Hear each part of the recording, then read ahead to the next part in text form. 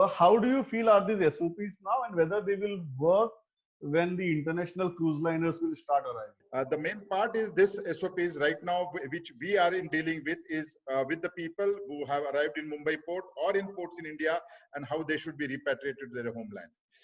I personally feel they are very adequate, and we all will be evacuating our people basis this SOP. For per se, the voyages of 14 days they have taken,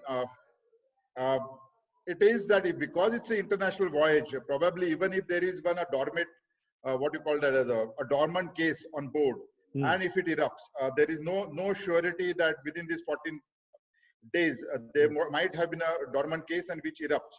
And again, it is not that 14 days of complete quarantine on ship should be fully accepted. It's up to the government, but I feel the dormant cases during this voyage can erupt, and then again a 14 days quarantine may be necessary if it has been contaminated before, or chances of being contaminated before it set voyages to the destination.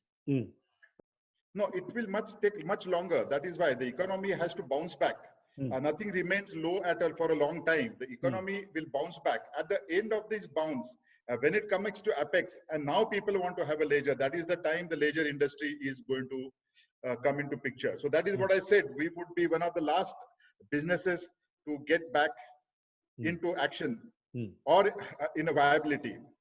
Should be in a control of corona for the regular businesses to start, or tourism to start by October 2020. That is the best target that I can set in.